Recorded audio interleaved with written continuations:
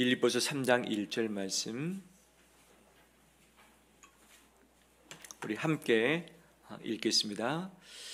끝으로 나의 형제들아 주 안에서 기뻐하라.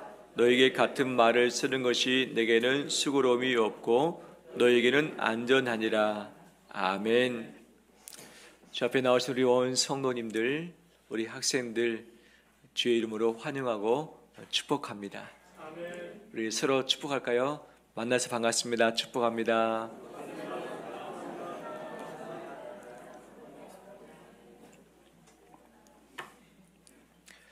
오늘도 꿈남학교에서 우리 생화로 귀한 꽃을 준비해 줬는데 너무 감사하죠?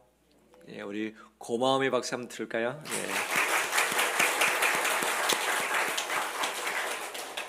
예. 어른을 향한 존중, 존경, 공경은 하나님이 정말 기뻐하시는 일이에요. 그래서 우리 학생들이 우리 꿈남학교에서 준비해서 정성스럽게 달아드린 이것 하나님이 귀하게 보실 것이고 대신 우리 자녀들을 하나님이 복되게 해주실 줄 믿습니다. 오늘 또 연휴라서 또 출타하신 가정도 좀 많이 있고 또 1부 예배 또 2부 예배 영상을 통해서 또 함께 하신 분들 계시는데 이곳에 있든 어디에 있든지 주의 이루하심과 회복하심이 가득가득 넘쳐나길 소망합니다. 제가 질문을 드릴까요? 요즘 기뻐하십니까? 요즘 내 안에 기쁨이 가득합니까? 예. 24시간 내내 기뻐할 수는 좀 어렵습니다. 기쁨도 있고 염려도 있는 것이죠. 그러면 나는 염려하는 시간, 기뻐하는 시간 둘을 가지고 봤을 때 무엇이 더 많을까? 감사, 기쁨, 웃음, 반대로 염려, 걱정, 근심, 고민들. 우리 학생들만 한번 손 들어볼까요? 꿈남학교 학생들만. 나는 기쁨이 더 많은 것 같다 1번. 나는 고민이 더 많은 것 같다 2번. 자, 우리 1번 한번 손 들어보겠습니다. 1번. 예. 자, 손 내리고 감사합니다. 2번 손 들어볼까요? 예. 예, 감사합니다. 아무튼 표면적으로 1번이 더 많았습니다. 너무 기쁨이죠. 이것은 다 누구의 덕입니까? 예, 부모님 덕. 따라서 부모님 덕. 그러니 부모님이 기뻐하시도록 보듬어 줬으니 가능한 것이죠. 우리 부모님께 우리 학생들이 감사의 박수 드리겠습니다. 반대로 우리 꿈남학교가 아닌 분들에게 질문을 드립니다. 나는 요즘 기쁨이 더 많은가 아니면 고민이 더 많은가? 1번, 2번입니다. 우리 1번 손 들어보겠습니다. 기쁨이 더 많은 것 같다. 감사합니다. 손 내리시고. 자, 2번 손 들어볼까요? 예, 감사합니다. 예, 그래도 기쁨이 좀 더 많이 손 들긴 했습니다. 예, 감사드리고. 기쁨이 많다는 증거는 누구 때문입니까? 예, 그건 정답인데 두 번째 답은 무엇일까요? 그래, 우리 가족 때문에, 우리 자녀 때문에 기쁨을 더 누릴 수 있게 된 것이죠. 우리 가족 때문에 기뻐할 수 있는데 우리 감사의 박수 서로에게 한번 주겠습니다.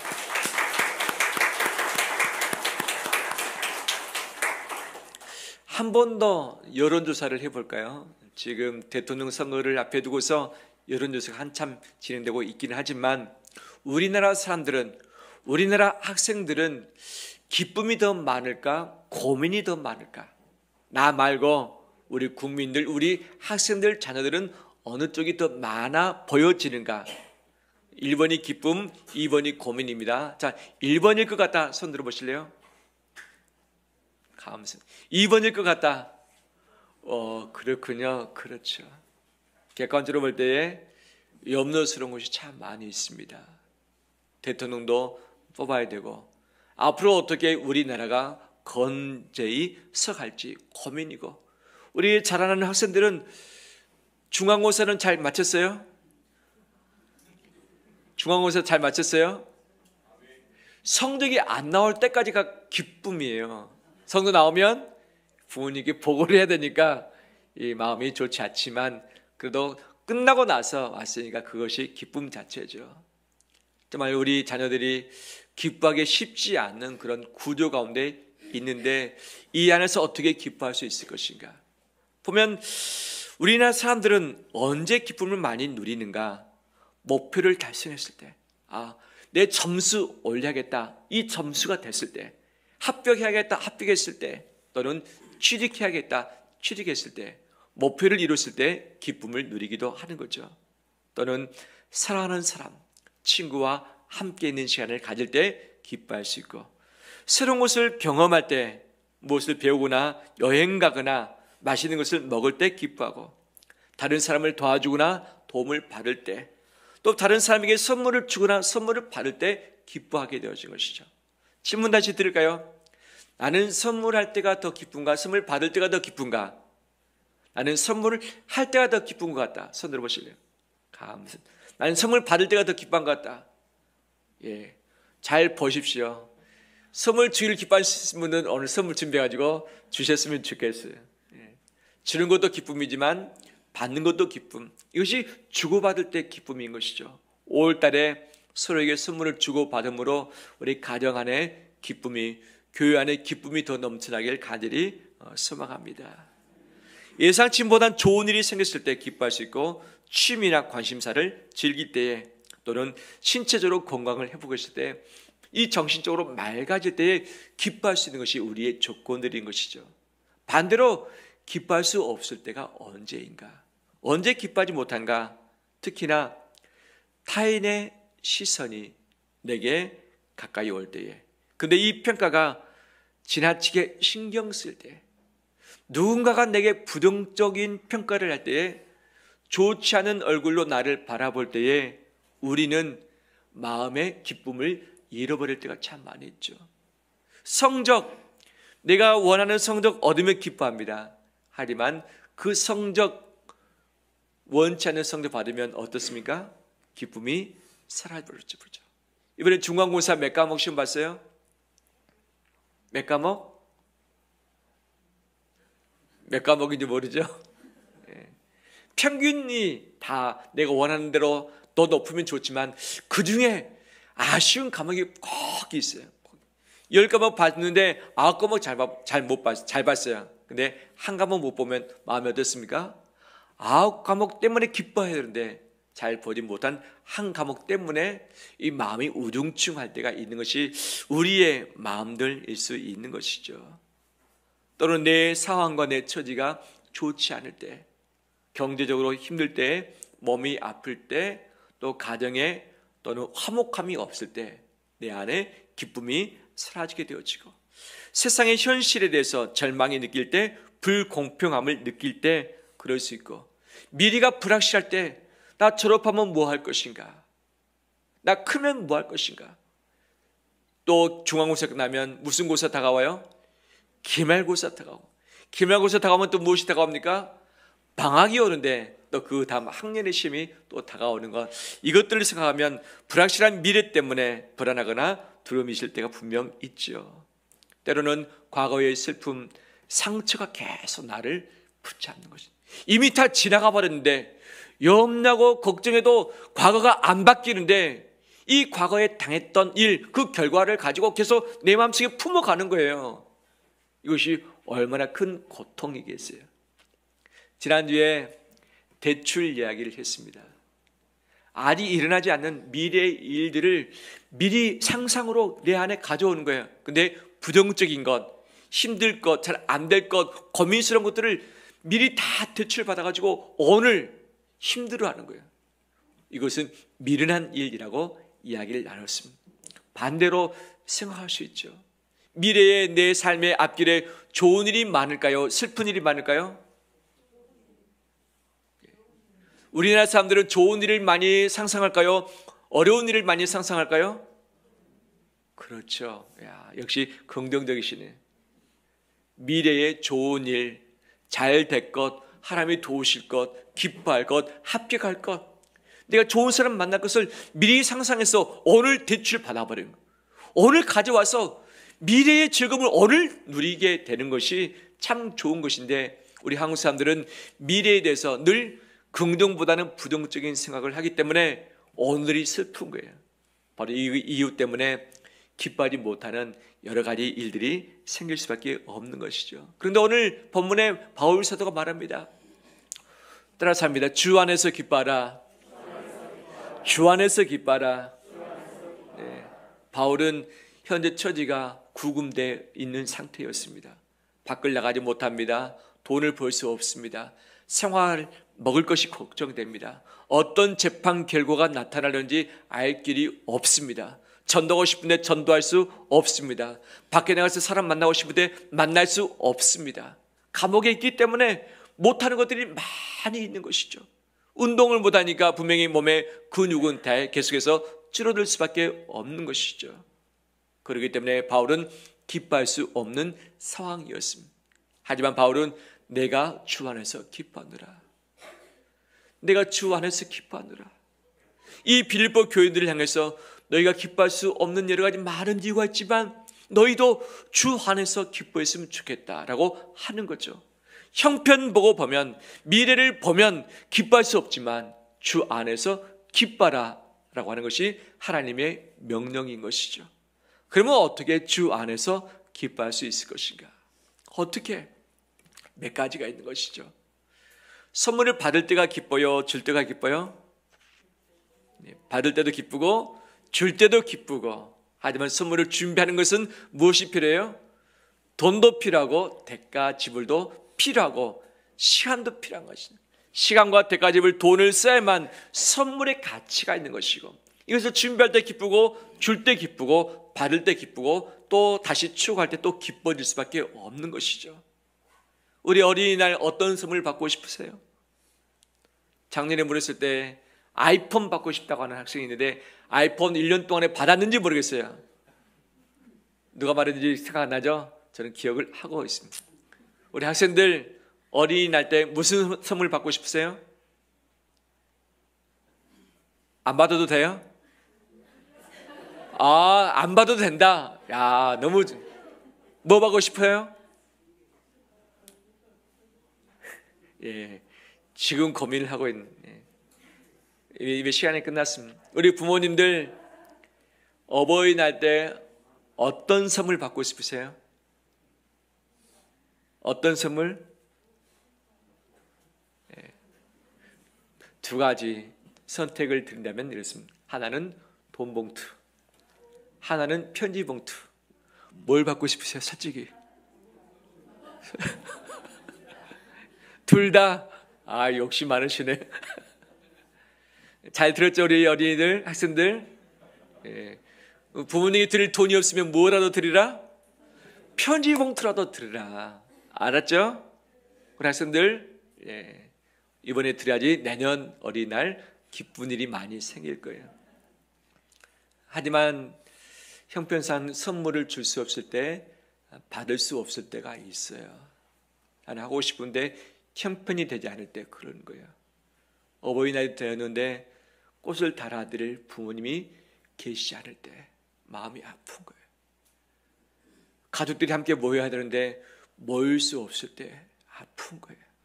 사정 때문에 가족이 서로 마음을 나누지 못할 때 도리어 그 날이 슬픔으로 다가올 수밖에 없는 것이죠. 그러면 이 상황에서 주 안에서 기뻐하라는 것은 어떤 의미일까? 그것은 여러 가지 선물이 있지만 우리 인생 최고의 선물, 하나님 나라의 온 세상 가운데 최고의 선물이 무엇인지 확인하고 이것을 받았다고 하는 확신이 있으면 기뻐할 수 있다는 것이죠. 하나님이 우리에게 주신 최고의 선물은 무엇인가? 무엇이죠? 따라서 합니다. 예수님. 예수님. 바로 하나님의 아들을 우리에게 한데 보내셨어요. 그분이 우리에게 바로 용서를 주셨고 생명을 주셨고 구원을 주셨고 소망을 주셨고 사랑을 주셨고 위로를 주셨고 치료를 주셨고 우리에게 길이 되어 주셨습니다. 최고의 선물을 하나님이 우리에게 예수님을 통해서 허락을 해 주셨습니다. 기뻐할 수 없지만 가장 최고의 선물을 주신 예수님 때문에 기뻐하는 것이 주 안에서 기뻐하다의 의미인 것이죠. 이 선물 다 받았습니까? 선물 받으셨습니까? 아멘. 그 예수님을 만나는 것이 귀한 선물인데 그분 때문에 기뻐하는 우리 되길 간절히 소망합니다.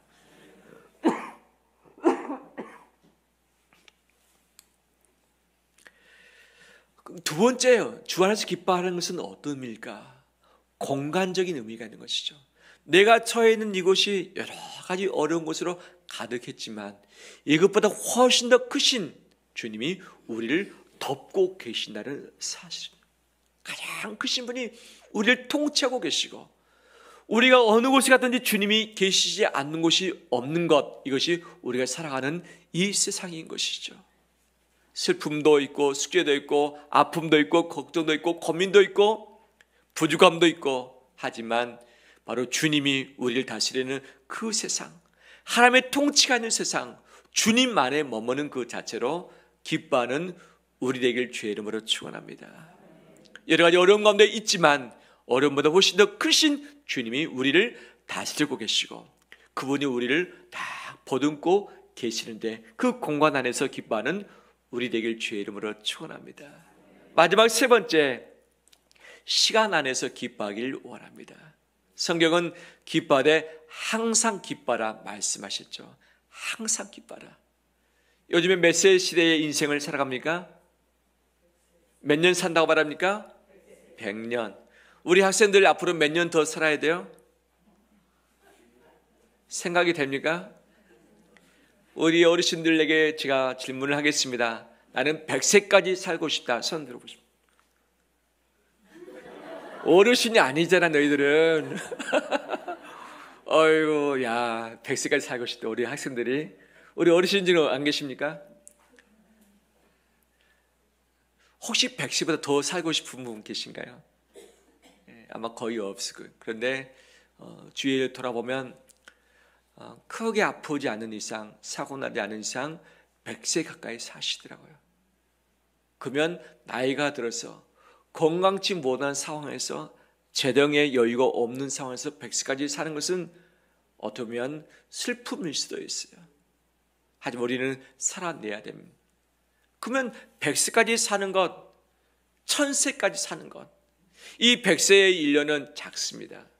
1000세 중에서 100년은 그것도 작은 것이죠. 이 땅에서의 삶이 점수로 평가한다면 몇 점을 줄 수 있겠는가?